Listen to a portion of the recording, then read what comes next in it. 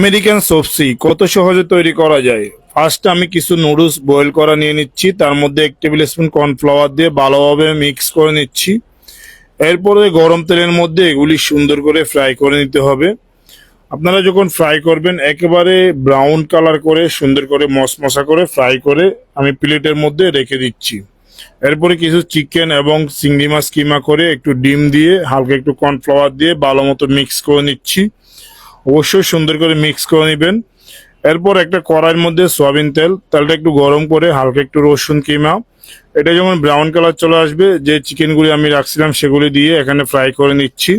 এখন দিয়ে দিচ্ছি সবজি, পাতাকপি, ক্যাপসিকাম, গাজর, টমেটো, এগুলি দিয়ে একটু সুন্দর করে সিদ্ধ করে নিব। এরপর অল্প একটু পানি দিয়ে দিচ্ছি। এখন 1 ডাব্বু পরিমাণ চিলি সস দিয়ে দিচ্ছি। এগুলি সুন্দর করে গরম করে 1 টেবিল স্পুন চিনি দিয়ে দিচ্ছি। অল্প একটু চিকেন পাউডার দিয়ে দিচ্ছি, হালকা একটু লেবুর রস, অল্প একটু দিয়ে দিচ্ছি ম্যাগি সস। এখন এটা সুন্দর করে গরম করে নিব। এরপরে নামানোর আগে অল্প একটু কর্নফ্লাওয়ার দিয়ে অল্প একটু ঘি দিয়ে দিচ্ছি। আপনি চাইলে বাটার অয়েলে দিতে পারেন। এখন একটু পেঁয়াজ পাতা, চাইনিজ পাতা দিয়ে যে সসটা করছি সেটি আমি যে নুডলসটা ফ্রাই করছিলাম এটার উপরে দিয়ে দিচ্ছি। এরপরে একটা ডিম পুশ করে দিয়ে দিচ্ছি। দেখেন কত সহজে আমেরিকান সবজি তৈরি হয়ে গেছে।